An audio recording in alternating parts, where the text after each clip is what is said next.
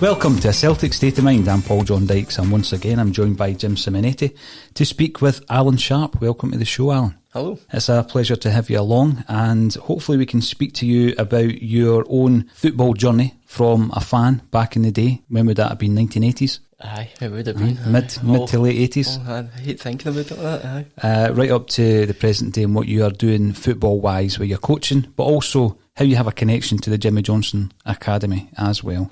So let's start off with the Jimmy Johnstone, Jim. How do you know the man to my left here? Well, I met Sharpie. Good Lord, must have been about 14 years or something. It was him and another fella that was on level 4 at the time.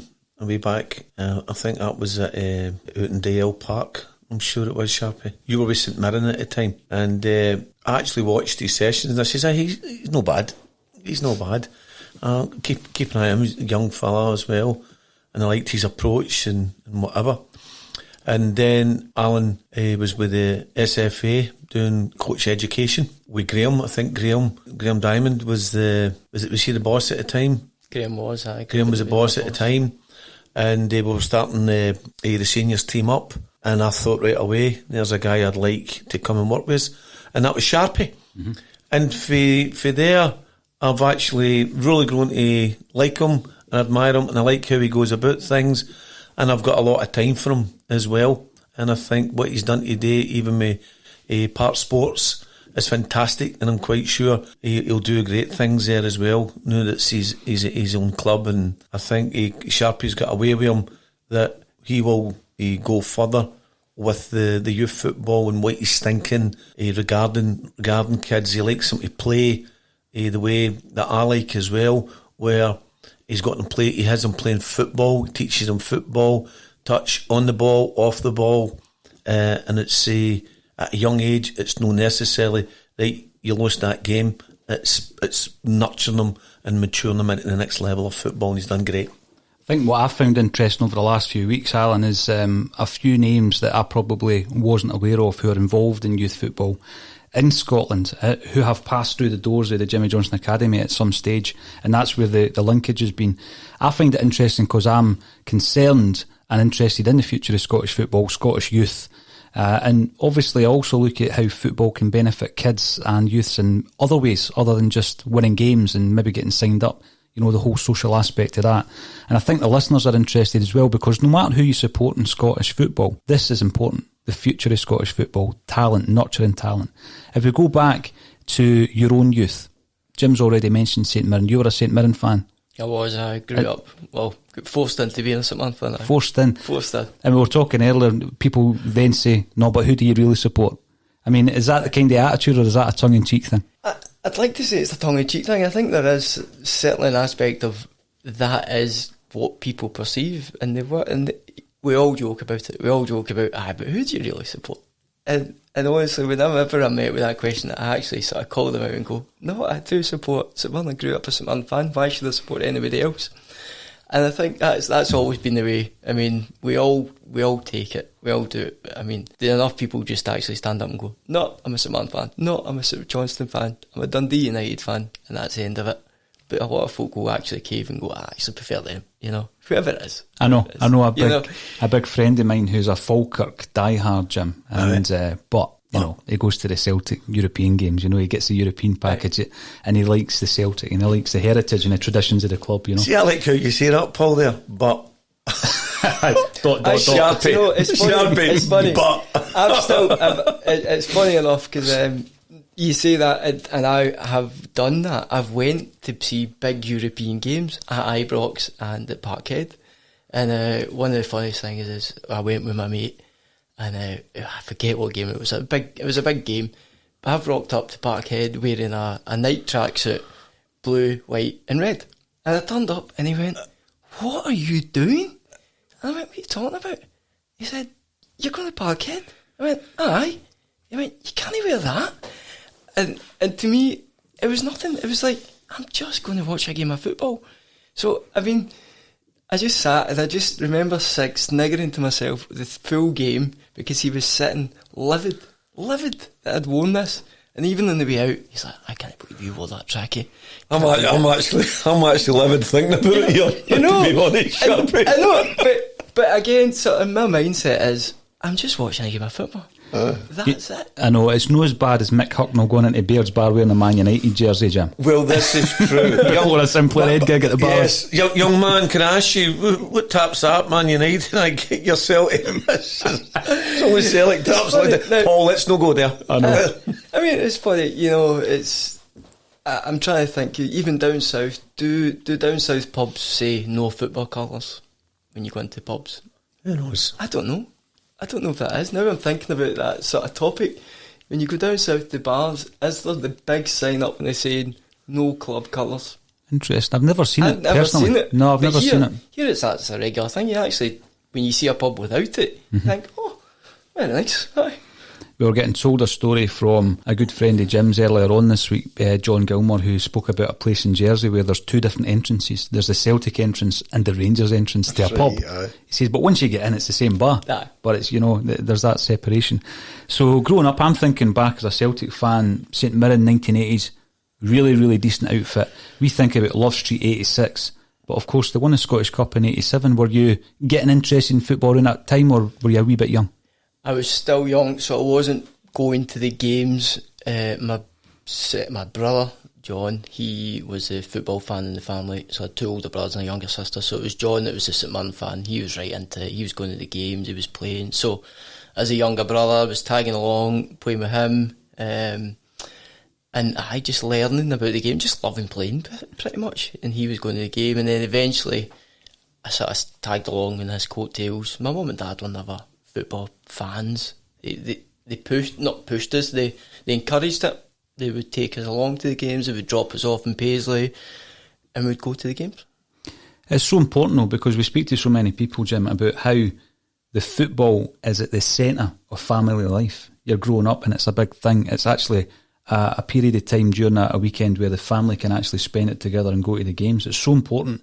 And over the last 4 months, I think it's been massively missed by a lot of people throughout the country. I think you're right, because it is a family day. Now it's got more and more a family day over the past, what do you reckon, since the late 90s. The stadiums, eh? Since the stadiums changed away for the standing and the sit. But I've got to say that was Fergus again, because he brought that to the stadiums, right, make it a family day out and whatever. Try to bring that American-Canadian type thing in, which is achieved at Celtic Park and other various parts throughout the length and breadth of the country. But it was a family day, and they are missing it now. And hopefully all families get back together and start doing sports together, football and whatever it may be. Because family and sport are very, very important. So important, and this is a big thing as well, Alan. We've spoken to a few people who are involved in youth football in Scotland, and we're talking about the aspects, for example, of kids being able to play when it costs money, and it actually cuts a lot of guys out, boys and girls, who aren't able to travel and things like that. So when you were a kid, what's your memories of playing football, getting into teams, playing? What's your memories of that? My memories of playing is I played all the time.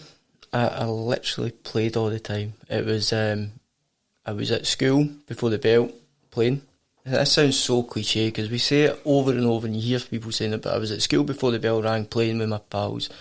Intervals I was playing, lunchtimes I was playing, after schools I was playing. I would run home to get changed and I'd run all the way back to school to play again. And that's just playing, just like no structure. It was up and down the village where I grew up, playing with my pals, going to the neighbouring town and village to play against other schools when I went into high school. In terms of teams and things like that, you would go to the teams. Very similar to as today. You'd go round the teams, you'd play for a season or two with a team, move into another local team. Again, you'd be relying on parents to kind of get you about to these teams, drop you off, pick you up. and come back. So I don't think that's necessarily changed. I think you do it probably more now because there's not as much unstructured play. Again, that's a society thing. You get chased for playing. Is there enough areas that kids can actually go and play? The sort of safety around it. Parents are quite safe about where they send their kids and stuff like that. So, for me growing up, it was just constantly kicking a ball. Constantly kicking a ball. And going a bit off base, I was talking to my friend the other day about it, and I remember my brother being a massive factor in it, that this is what we did. We played football, and I remember one day I played so much football, and I went up the park where we played football, and we decided to play a game of tag or something. It was stupid. It was running up a hill, and we had to batter each other to get off the hill.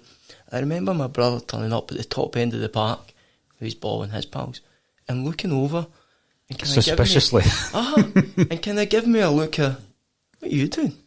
Why are you not playing? And that sticks with me to this day. And I think, was that right not to play? And I think now there's a massive thing where we expect kids to play football all the time. Too much football. Is there too much football? Maybe there is. But for me growing up, I played all the time. I loved it. Loved playing all the time. But that's just wee things I remember about it. It's interesting because you said it's a cliche, but it was so true.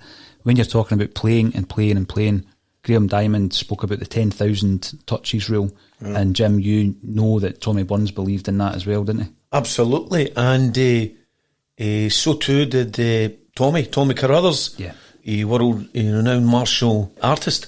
So I think the more touches, I actually think the more they play football, the better. No necessarily organised football. Let them go out with their pals and get big sidies or whatever it may be and enjoy that.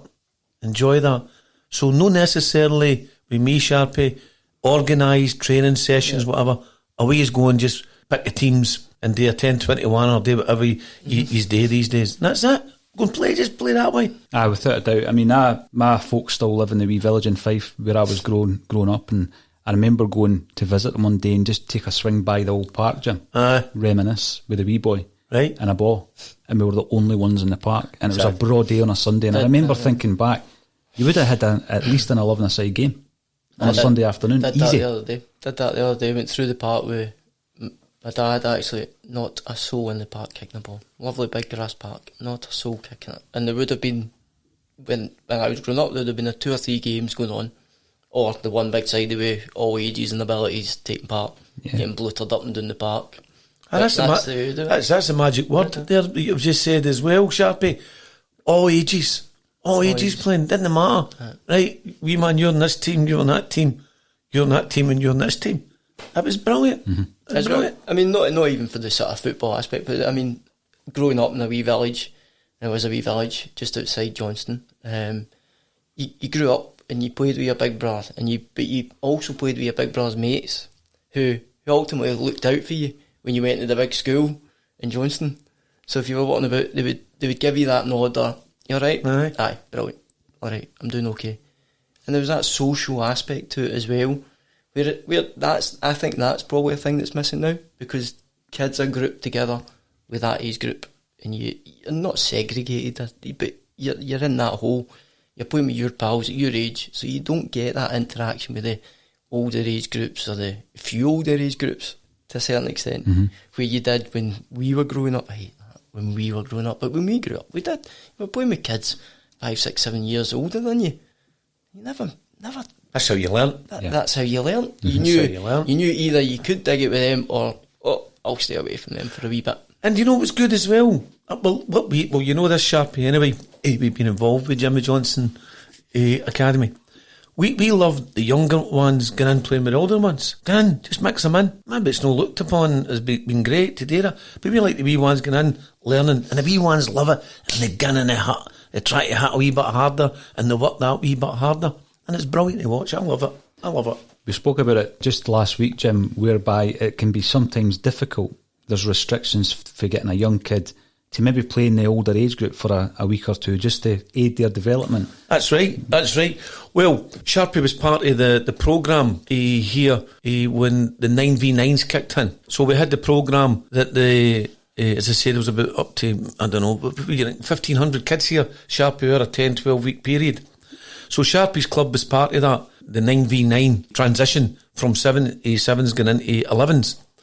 And there was a couple of, you could see there's some boys in there for various teams that's a wee bit above for what they were playing. And what I was saying, Sharpie, was if you've got a 2009 in Park Sports and you wanted to play them up with the 2008s, you couldn't do it because you've got to release them to get them to go in there, rather be the one club that you could move the kids up and down as they do, as you and I know, Sharpie and Pro Youth, they can move them up and down. In the SYFA rules, you can't do that. You can't do that. But I think the benefit would come with these kids, the younger kids, up every now and again, even if it's just kind of lying with the older boys, to get the feeling, to be with them, do the warm-ups, and then, depending how the game's going and what kind of game it is, you get them on and get a wee feel for it, and then they go back to their team and they've got a wee bit of experience, Sharpie. You with me? Yeah. It's a lot of social aspects. I'm massive in the social aspects just now. I mean, sort of diverting away from football. My wee fella, he's 13, but we're just trying to find his interest and stuff like that, and sorry for diverting, but that's all right. We actually sort of put him in front of the in-betweeners the other night. Now he's sort of 13, 14, so the in-betweeners is a wee bit older, right? But I know for a fact that if I sit down with him and watch in-betweeners, he's not going to flinch, he's not going to do anything, he's going to sit and he's going to cringe. Now, for me growing up, you're in about older kids, so you're hearing these older kids chat and you're like, I shouldn't be listening to this, but I'm going to listen to it. I'm going to listen. So me and my wife are sitting and we can hear him in his room gutting himself laughing. He's gutting himself laughing because he's hearing this dialogue that he doesn't hear from us, and he doesn't particularly hear in school because he's no mixing with the older kids, but he's seeing it on the TV to a certain extent, and he's gutting it. And honestly, we are rolling about in it because we know that what he's laughing at. He's laughing at the jokes that he probably shouldn't be listening to, and the patter that he shouldn't be listening to. But I'm like that, do you know what, that's alright, I'm okay with that, because when he goes out into the big bad world, he might have a wee bit more about him, whether that's on the park or whether that's just round about the park, that he can help himself and he might be able to get out of a wee tricky situation. And for me, growing up in football was all about getting out of tricky situations. Going back, growing up, we went from a little village school into a big high school in Johnston. And one of my things was, I remember walking in and because we'd played primary school football against other schools in the area, walked in and there was a few characters. You're Sharpie. Aye, I'm Sharpie, aye. You're alright, come with us. You're pretty decent, aren't you, at football? I'm not bad. Yeah. And then I saw a couple of the guys I grew up with through my primary school picked off. Away you go. And they found it tough. And some would find it tough, but I had football behind me, I had a wee bit I could play, I was alright with a bit of patter. So I managed. But it's just those bits that you get, I think, from the game that are huge for me. Oh, definitely. And I think it's an education. Playing in a team, and I've spoke to Jim a lot about this, even if somebody like me who didn't have the ability that, you know, at the age of 11 or 12, you knew you didn't have the ability to progress, it was so important to be involved in it and to go in tournaments and be treated a wee bit like a mature lad rather than a bairn, you know, going to the Netherlands and playing a football tournament for a week or whatever and being away from your parents. Yep. And your social skills improve, you know, and your relationships with other people improve, because you now, 20, 25 years later, still meet up every now and again with these people and you're thinking, wow, I knew that guy because I played football with him in 1990 or whenever it might have been, late 80s. So when you were looking around your contemporaries then, Sharpie, was there anybody that stood out that you thought, that boy's going to make it? Through school and stuff, we had a lot of good players around about us. I was probably so involved in it, of trying to be that guy as well, being the one that wanted to make it. I was competing against them. So I don't know if I necessarily thought, by the way, you're decent, you're going to go all the way here. I don't think there was anyone sort of from our years that went and made it the full way. Some went on to clubs and things like that, but I think as we were growing up, there wasn't that as many of us going to pro youth. I mean, now at schools and stuff like that, there must be hundreds of kids in the pro youth setup. Hundreds. Whereas I know when we grew up, There was maybe one or two that would get asked to go along and play a wee bit with the club, but it was pretty big deal. It's a big thing. It was a big thing. Absolutely. And for me, I think now, I mean, you could go into any primary school and go, how many of you play pro youth? And you'll probably get quite a few that put their hand up. That's interesting. I think so. It's not I don't know whether it's still a big deal. It is definitely still a big deal, but I think it's not as big a deal as when we were growing up. Opportunities have obviously got more. The clubs can resource it more, and the structure's changed. But growing up, there was good players. Good players. I mean, I play over 35s, and I turned up to a game, and I knew half the team. I knew half the other team, because I grew up with them playing football. Yep. And I was just like, what are you still doing playing? And I'm like, what are you still doing playing? And I'm like, I don't know, I was murder when I was growing up, so, and you were decent. But they've all kept kicking a ball.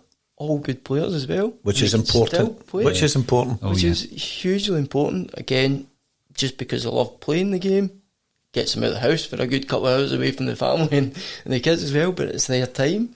So, So I don't think that answers your question, actually, but in a roundabout way, I always remember going into school, it was probably a Wednesday or a Thursday, and a boy called Brian Potter played for Wraith Rovers. Like, going back to what you say, you knew the 2 or 3 boys in the entire high school that was maybe signed up with a team, and he just saved the penalty the night before in the Coca-Cola Cup semi-final against Adrionians. He came on as a sub, he was a goalie, saved the penalty that got them to the final where they beat us. They beat Celtic. And I always remember the following day, God knows what time he would have got home after the game, because I think it was at Broadwood, if I'm thinking back.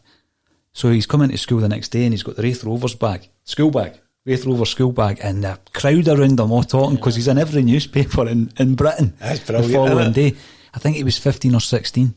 Okay. But it's going back to what you say, Alan, you knew the 2 or 3 boys. That's interesting now that you would get like dozens and dozens of hands up if you asked. And now I'm thinking, probably the one that sticks out for me is it was one of my big brothers, Piers, Brian Smith. So he played for St Mirren, the smudger. So he played. So he was a couple of years. No, brother's about 3 or 4 years older. So he played for St Mirren, and he was the one that everyone knew that was away playing with St Mirren. So you would find out what boys' club he played for. What club did he play for? Let's go to that club, because we might get a shot at getting into there. So so he was probably the one. And then we would see him when we went to. We were pals to the North Bank, would see Brian playing and do it that way. When did you discover yourself that you had a gift or a penchant for the coaching side of things and communicating with other players? I kind of fell into it. I mean, I got through school, I did alright, didn't do great, didn't do it. I just loved playing, and sport was my thing, that's what I did. I remember 5th, 6th year, I had no clue what I was going to do, no clue. I remember sitting at the table with Mum and Dad and going, I had no idea what I want to do. I'm not going to go on and do uni. It wasn't my thing. What do? Will I go and be a mechanic? My dad's like, son, you're not going to be a mechanic. You hate that stuff. Fine. So I ended up going into St Mirren, doing a bit of volunteering there, just to see what it was like. Signed up for a sports course, HND, sports coaching, and I was lucky enough to go in to one of my guys at school, Fraser Robertson, was in already coaching.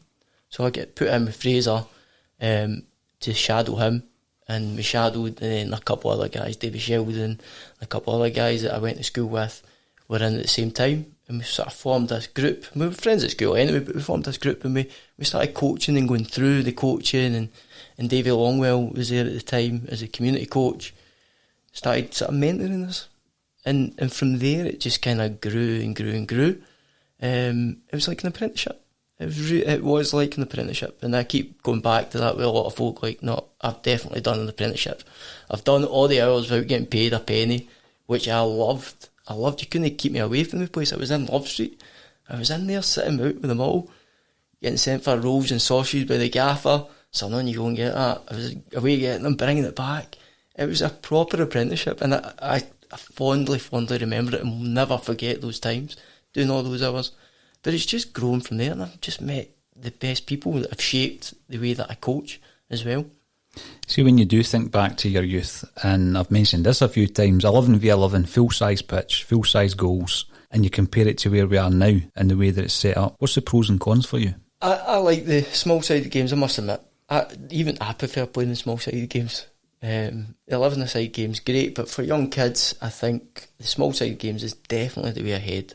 It's how, I suppose it's how it's delivered. It's who's in front of the kids' groups and how it's delivered and what lessons they can actually take from those games and how you develop them into the next step of the pathway, should I say.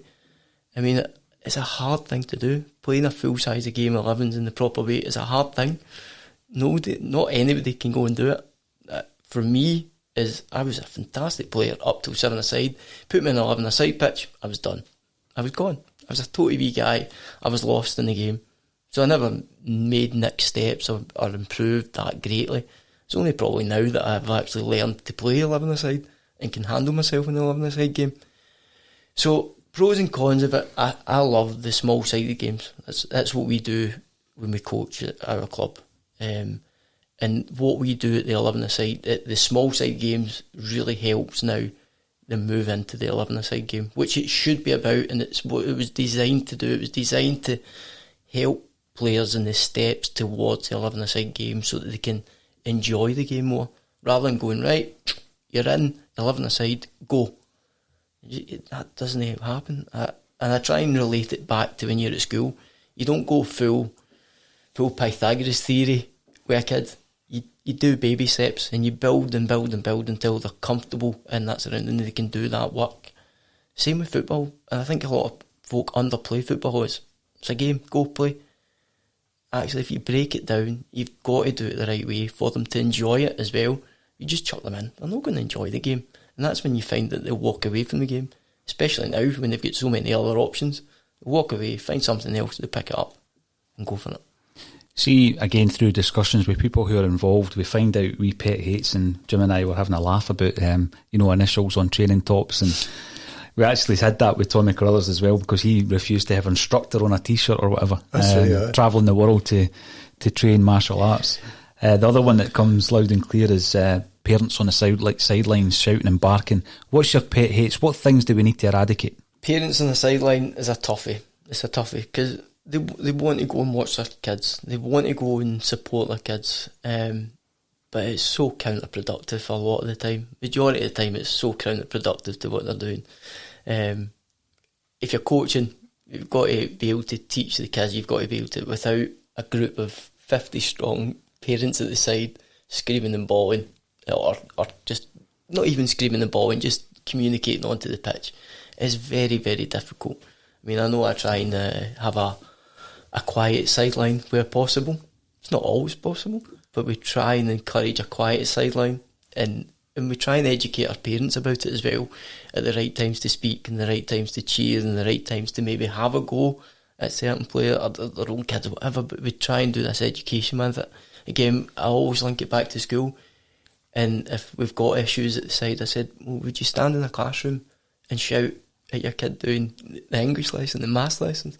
No, you wouldn't. You would never think of doing it. Would you shout and stand and shout at the teacher during the class? No, you wouldn't do that. So that's probably my biggest thing that we're just trying to sort of get around just now. It's just that education of parents, education of kids as well, about how to learn. Mm-hmm. Yeah.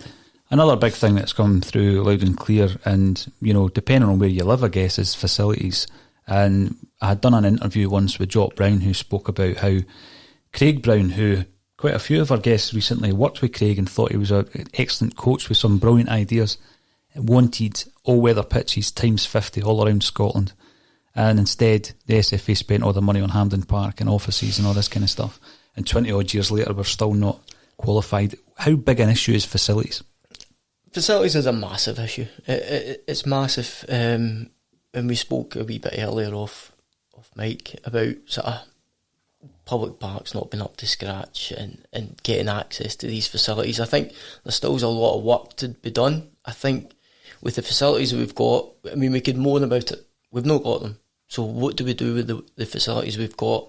So, I mean, there's things like you drive by AstroTurfs and stuff like that, and you see the full-sided adult 7-a-side games at 5-6 o'clock in the evening, and I'm just thinking to myself, that slot could really be taken up by a young group of kids, and those adults could be playing at 8 o'clock, 9 o'clock at night. Why aren't they? I totally get that it fits with their life as well, and we can't shunt them out because it doesn't work. But I think that there's got to be real sort of, as a country, we've got to sort of have real priorities about, no, we've got to give these young kids access to these certain times and these facilities. Because you'll go by facilities and they'll be lying empty from 8 o'clock onwards. Nobody wants to play at 8 o'clock onwards. But is it really that big a deal for an adult game to take part, or adult training to be moved to 8 o'clock to 9 to 10? Absolutely. Not really. I don't think it's a massive deal. I don't think that's a huge deal to ask. And I think we're not a big enough country that couldn't happen. We're probably a good sized country where you can have that chat across local authorities and things like that to say, can we try and align ourselves to make this happen and see where that conversation goes. Do you know what? You're going to put noses out of joint, you're going to get confrontation, you're going to get arguments. But I've always said, what's the problem with that? What's the problem with a bit of confrontation, a bit of argument, if it's structured, if it gets you an end result and it gets you moving in the right direction? Until you start having these conversations, we don't go anywhere. And yes, we can moan, we can talk about, we've not got enough pitches, we've not got enough of that, we've not got enough of that.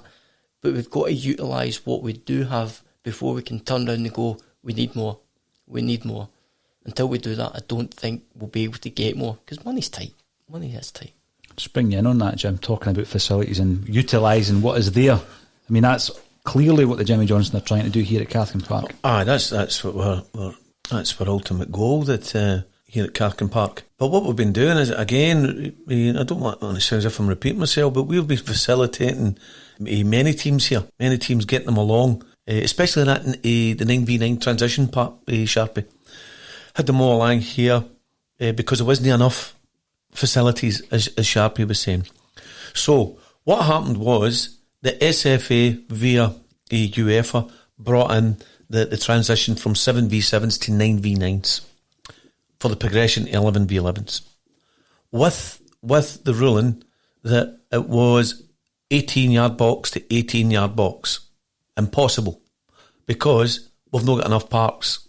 Because at the moment, 7v7s are split across a full-size park into 3 divisional, small-sided, 7-a-side games. So then they want us to go 9v9, box to box. So that means only one team's playing rather than 3. So, not only that, no public place, park, or football park, or whatever, has got any 9v9 goals. Nobody had any 9v9 goal, Sharp, is that right? Mm-hmm. That's correct. None. So we decided we'd facilitate the goals for the Glasgow District Youth Football League. So we spoke to the patrons and we managed to get that. So at Cathkin here, again, we couldn't facilitate coming up to 18-yard box to 18-yard box, but we set out 2 parks. And because of the size of the park out there, we managed it together, Sharpie, didn't we? We managed to set out the size of the park with the rulings where the kids could only go, learn to play offside or whatever.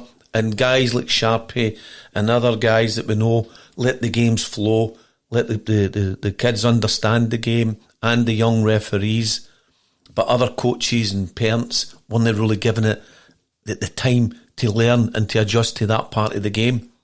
So the facilities within Glasgow are not there to facilitate the 7v7s and the 9v9s. There's not enough. But what we're trying to do here is help with the Glasgow and District Youth Football League to make sure there is some extra space and parks for kids to play in. Absolutely, because it is easy enough to say, let's introduce this, but then, you're going for 3 games to 1 game per park, just with that transition. So what they actually done was, for the 9v9s, they stuck to the 7v7 size park. So it never really progressed as much as it should have. Sorry, I'll come in there now. That's a good point. So they're not actually increasing the playing surface when it goes from 7s to 9s? No. Because of the facilities? Yeah. A lot of the time, we did a bit of work with Greenfield when I was in the local authority, so Greenfield Football Centre. We managed to grass had facilities wise, because we introduced 3G parks, everybody wants to play in a 3G park. So all the amateur teams, suddenly grass isn't good enough anymore. I want to book a 3G park. So what happened was Greenfield Football Centre found itself kind of redundant in that nobody was booking the grass park. So good guy Ian Carmichael down there, man, and off his own back, might I say, got the pitches realigned to as near enough 9-a-side parks. But again, there's only 3 or 4 of them. So count how many teams are taking part in 9-a-side to accommodate as many games like Jim did here, to accommodate as many 9s games as he can. But again, there was a lot of hassle about getting the right goals and stuff in time and things like that. So, aye. I mean, these discussions often we do focus on some of the challenges. Let's talk about some of the successes as well that you've had through your coaching career. Take us back to the Jimmy Johnstone Academy and your involvement here.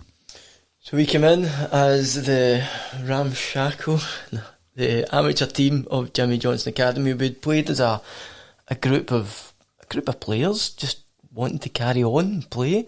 So we'd set up a sort of 11-a-side team. We were playing from week to week. It was really informal. It was literally set up as, if you can't make it, it's your job to bring in somebody else that can play in your place. So that developed over time, and then we had the chat with Jim about coming on board and making it more professional, giving people a platform to come and play 11-a-side in a professional environment with all the things that they could possibly want. So we went and we managed to recruit a sort of younger team to come in and play, and from there it sort of flourished. You know, we took part in the Glasgow Colleges Saturday Morning Football League.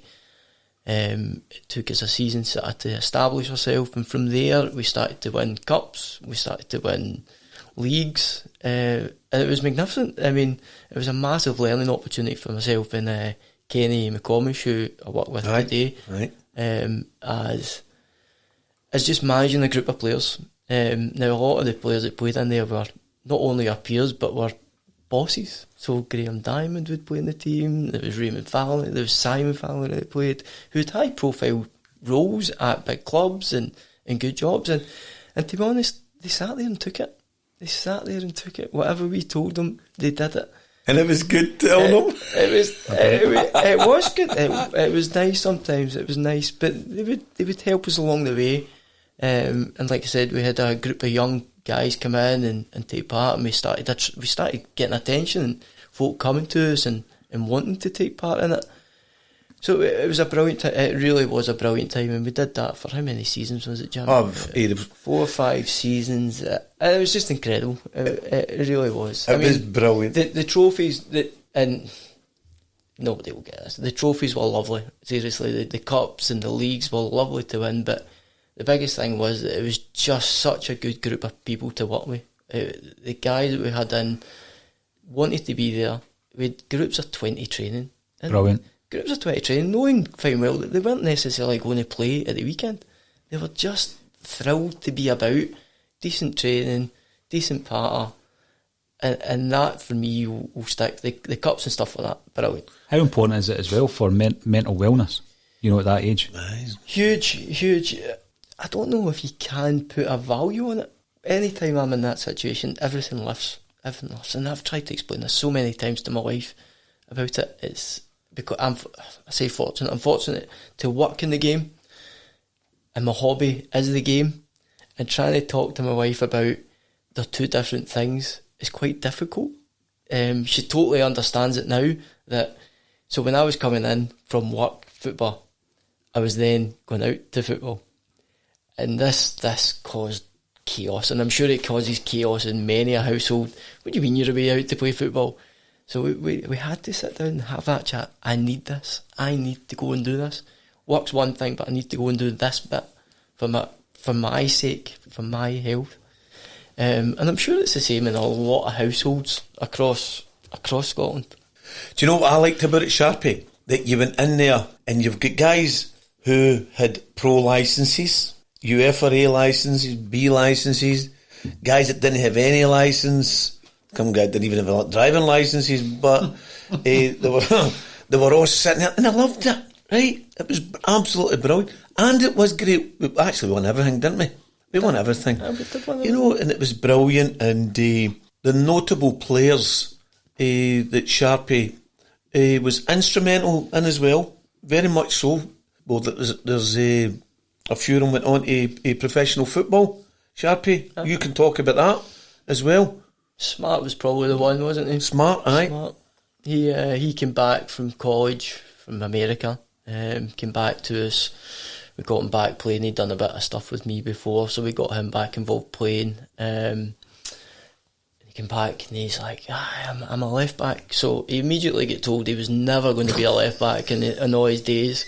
A left back. Like, what has that country done to you?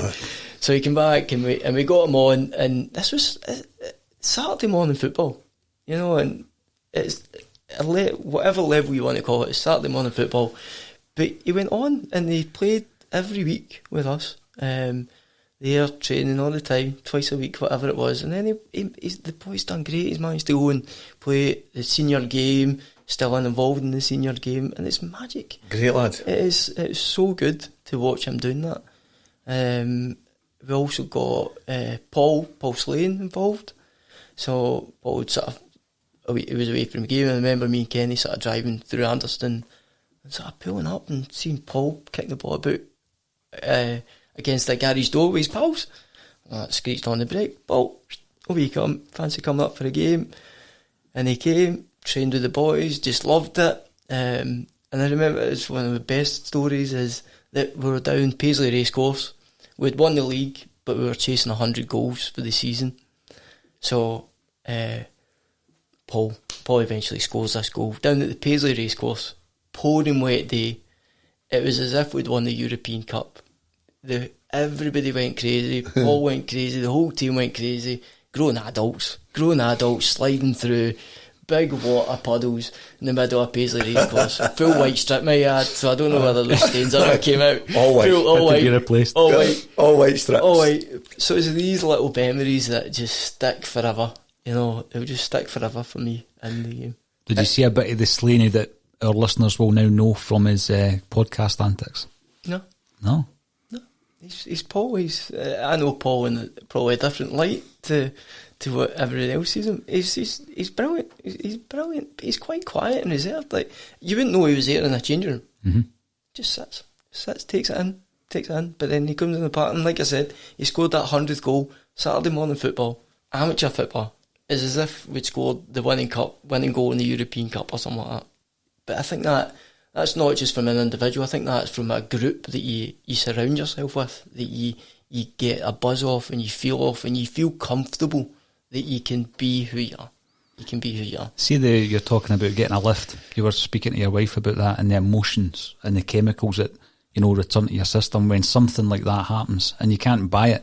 So people need it, and that's how it's good for the mental well-being of players.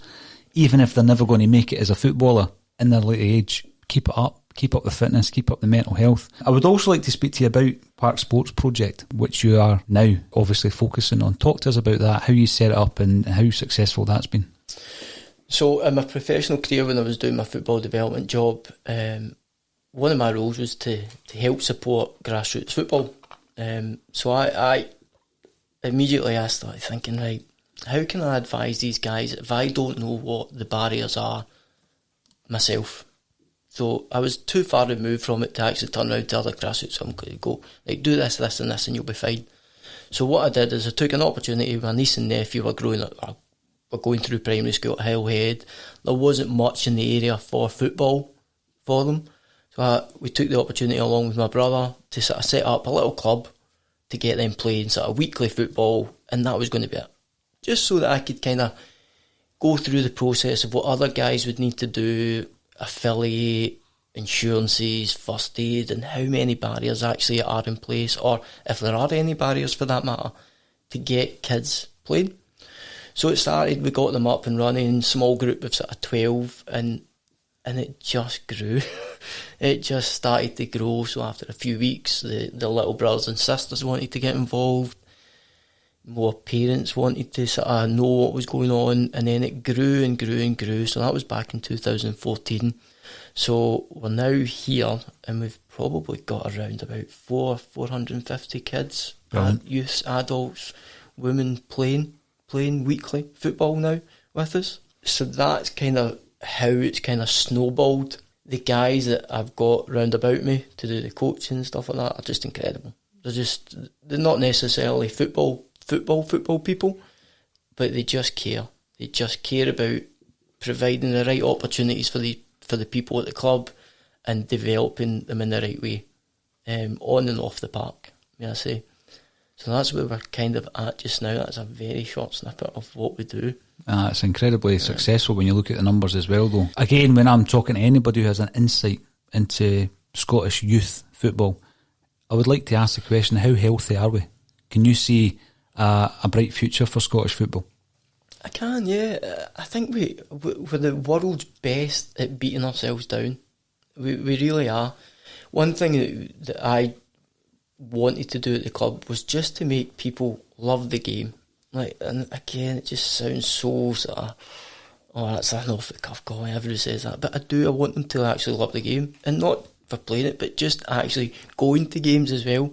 I mean, how many kids go to games now, really, in the grand scheme of things? I mean, again, going back to when we grew up, I remember going with a group of sort of 5 or 6 pals in the village, get the bus, and the Paisley, go. How many kids actually do that?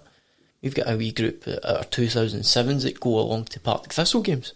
I think it's amazing, because you can actually just look at them and go, they love the game. They go and watch Partick, for heaven's sake. They must love the game for that reason. You know, they go along every week. So what we've done is we've tried to create an environment where kids will come along and they'll just love to come and be in an environment where there's football going on, there's a ball flying about, and they get to play. If they go and do anything more out of that, then great. But we're also trying to sort of get into the idea of, well, why don't we take them to the games? Why don't we take them along and see what the experience is like to go and watch a game of football? What does that create in them? Will they start to go, do you know what, I want to go along to more games, and sort of see if we can get that spark in them? One final question for you. Tony Fitzpatrick came out and said St Mirren can make it into the top 6 this season. What's your thoughts for the forthcoming season for your team? Growing up a St Mirren fan, I've not seen them as much over the last couple of seasons. I think it's just so tough for SPL. I mean, we don't know who they're bringing in. We don't know the calibre of players. It's not as if we can watch young kids coming through the academy and go, they've got a real good shot at making the first team better. So there's players coming in from all places. So we don't really know. Until they're on the pitch playing, we don't know. I don't think anybody, apart from maybe Rangers and Celtic, can actually say, we'll finish top. I think going down, you know who's going to be stronger. Aberdeen, for example. I think from there down, it's how the season goes, which I don't necessarily think is a good position to be in. I think everybody should know where they can and can't finish. I think the English Premier, probably, they kind of know a bit better, but even when you look at the English Premier, there's teams down the bottom half and you go, what are they doing down there?